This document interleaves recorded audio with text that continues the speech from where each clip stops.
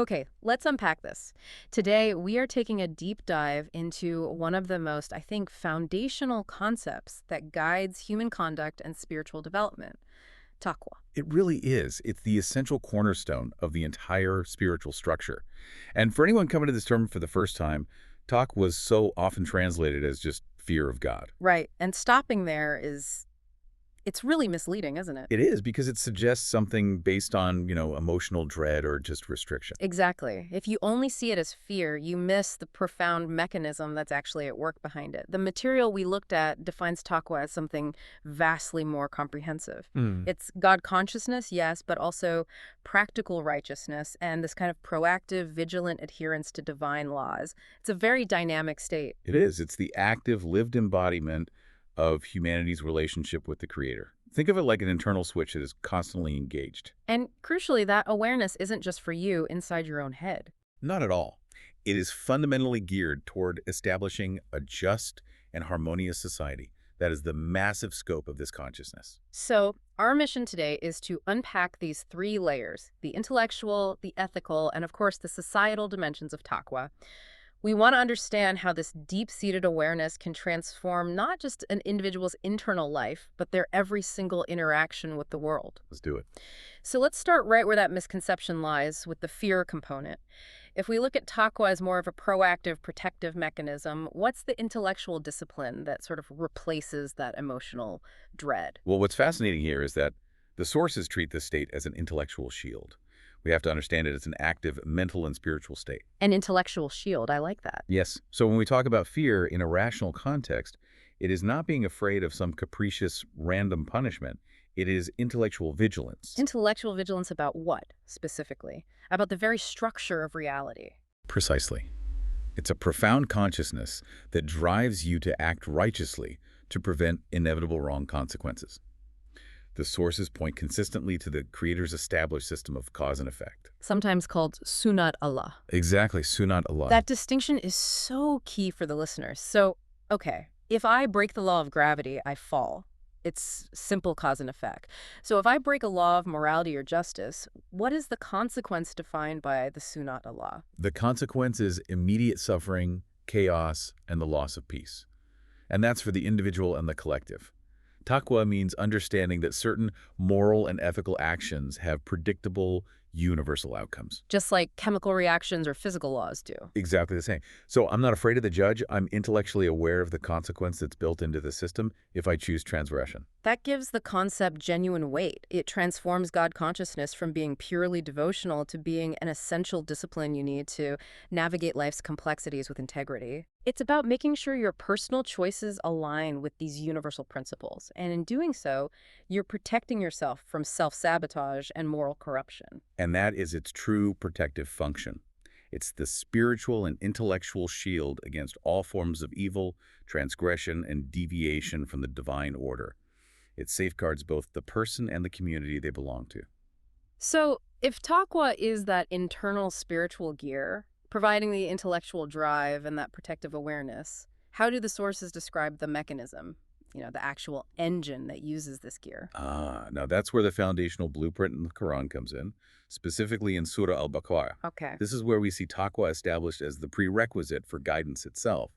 The Quran is guidance, but verses 2 to 5 state that it is a guide specifically for the mutaqwan. And just for clarity, the Mutaqwan aren't merely good people, right? They're those who actively possess and live by Taqwa. The God conscious, the righteous, yes. And this highlights that if you don't first possess that internal awareness, you can't really benefit from the external instruction. Absolutely. And those verses, they lay out 5 defining characteristics. The first one is highly intellectual, belief in the unseen. And this isn't blind faith. No, not at all. It's the rational acceptance of fundamental realities like God's existence, his attributes, ultimate accountability, which, while not immediately perceptible by our 5 senses, are logically necessary. They're evident through their effects and through the teachings of the Quran. It starts with intellectual conviction, but what really surprised me in the source material is how quickly that conviction moves into collective, concrete action. The second characteristic is the establishment of salat. Yes. And our sources are very specific here. This is far more than just ritual prayer. It's a crucial clarification. The concept here In the establishment of the divine system in society, which is Nizam Salat.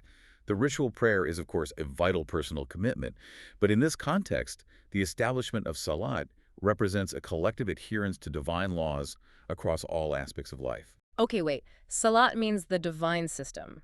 Can you elaborate on that connection? Because that sounds like a radical redefinition for many people. It does, but it's fascinating. The ritual prayer itself, it establishes discipline, unity, and a fixed orientation toward the Creator 5 times a day. Okay, right. So if you translate that discipline and that orientation into the community, it means ordering your political, your social, your legal spheres by divine command.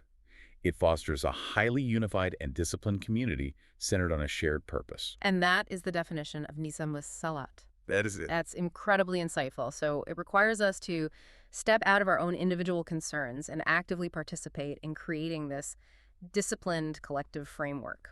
Yes. And the third characteristic drives this societal focus even deeper, moving right into economics. Spending from provision, Right. in fact. In fact. Yes. And this is the implementation of an equitable economic system. It's a kind of practical compassion, but it's rooted in the intellectual conviction that all provision is fundamentally from God. So resources can't be hoarded. They cannot. So how does the implementation of infaq actively prevent the accumulation of wealth in just a few hands, as the sources suggest? What would that look like in practice? Well, it creates a resource circulation requirement. Taqwa demands that wealth be moved through obligatory sharing mechanisms, through active charity for the welfare of everyone. It ensures that prosperity is never static. It has to keep moving. It has to. This constant circulation, driven by the individual's consciousness that they are merely a steward of God's provision, systematically dismantles the tendency toward economic exploitation and stratification. What's fascinating is how holistic this definition becomes. It's integrating intellectual conviction, ritual discipline, economic fairness. And then there are the other two characteristics we should note. Yes, belief in revelation, which is accepting the Quran and previous authentic scriptures as the sole source of guidance. And the last one, certainty in the hereafter, a firm conviction and ultimate accountability. And that conviction in future accountability is absolutely vital. It serves as a massive motivator for establishing a just and selfless system in this world, knowing that all actions are going to be weighed. So ultimately, Taqwa is synthesized as that complete state. Exactly. Conviction, practical social and economic implementation, and a future-oriented perspective that makes you accountable right here, right now. Okay, so if Taqwa is an internal intellectual shield, and it's also the framework for a just society, how does that interstate translate into action when that action is the most challenging, when it goes directly against our natural human biases? This is where the concept moves from philosophy to a powerful, active ethical force. For this, we turn to the command in Surah Al-Ma'idah, verse 5.8, which links Taqwa directly to the unwavering pursuit of justice. It's a command to be persistently standing firm for Allah, witnesses in justice. Which is already a very high bar. A very high bar. But it's the caveat in that verse that truly tests a person's character. It continues. And do not let the hatred of a people prevent you from being just. Be just. That is nearer to Taqwa. And that is the ultimate ethical requirement. It means upholding justice not just when it's easy or politically acceptable, but specifically when you are dealing with a group you fundamentally dislike or oppose or even have reason to resent. Wow. That demands tremendous moral courage. The immediate temptation, the human temptation, is to allow bias to cloud your judgment. Of course. Be just. That is nearer to Taqwa. So justice isn't just an action, it's a necessary step toward achieving true consciousness. It really is. And it raises an important question. What gives you the inner strength to overcome deep-seated prejudice or group loyalty when it's so much easier to rationalize injustice against an enemy? And the answer is Taqwa. The answer is Taqwa. God consciousness means you adhere to universal ethical principles because they are divine commands, knowing that God is acquainted with what you do, regardless of your personal feelings toward the accused. It's the ultimate integrity check, isn't it? Is your commitment to justice based on principle, or is it based on preference? Precisely. And that principle, in turn, dictates how we value one another as human beings. Which brings us to 49.13. Exactly. Where Taqwa is established as the sole true measure of human worth and nobility. The verse declares that the most noble among humanity in the sight of God is the one with the most Taqwa. This just obliterates superficial hierarchies. Race, gender, wealth, nationality, lineage. None of it matters. None of it. Only the internal state of consciousness and the actions it produces hold any real value. It promotes a profound equality and humility. A person with high taqwa recognizes a shared humanity. They see everyone as part of a divine creation that's meant for mutual understanding. And that has to translate immediately into treating others with justice and respect. It does. It ensures a social order free from discrimination. Because the ultimate criterion for success is purely your internal character and your conduct. So, if we manage to successfully cultivate this vigilant consciousness, if we use it as an intellectual shield and an active force for justice, what is the goal? What is the culmination of all this individual and collective effort driven by Taqwa? Well, individually, the reward is ultimate fulfillment. The sources point to the promise made to the Mudakwim in 3.133. There's a command to hasten to forgiveness and the reward of a vast garden. And this garden represents a state of ultimate peace and fulfillment. Yes, and it's applicable both in this life and in the next. I really appreciate that emphasis on hastening to forgiveness. It implies that Taqwa isn't some passive achieved state that you just get and then have. Not at all. It's a dynamic, proactive process of continuous self-correction, of repentance. You're always monitoring your behavior, course-correcting against heedlessness and error. That proactive maintenance is absolutely crucial. But the ultimate ambition, the collective objective driven by that continuous internal work, is the establishment of what's called Nizam-i-Rububiyat. Nizam-i-Rububiyat. That is a profound phrase. It speaks to the quality of Rab, which is the Lord, the sustainer, the cherisher. This is more than just ruling. It's about developmental sustenance. Exactly. When you break down the word Rab, you understand it as the quality that cherishes, sustains, and guides toward maturity and perfection. So Nizam-i-Rububiyat is defined as a system, a societal order that is free from exploitation, poverty, and oppression. A system where all people have the full opportunity to develop their inherent potential and reach their highest possible state of being. Yes, that's the goal. That puts the responsibility for flourishing and opportunity squarely on the shoulders of the Mudakun. It's not just about charity, it's about structuring society so that God's quality of sustaining and perfecting is reflected in every single institution. And that is how Taqwa becomes the inner state that drives the establishment of justice, the practice of compassion, and the continuous striving for this righteous collective system of human flourishing. It takes the concept right out of the realm of abstract spirituality And places it firmly in the realm of social action and responsibility. As we wrap up this deep dive, the key takeaway is just so clear. Taqwa is far beyond mere ritual or emotional fear.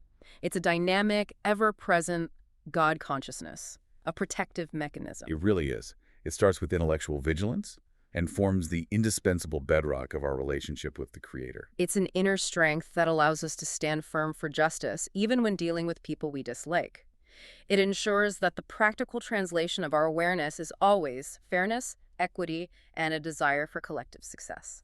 And if we circle back to that idea of salat, not just as prayer, but as the establishment of the divine system, Nizamu Salat, Right. it really encourages us to think about our daily activities in a very different way. It does.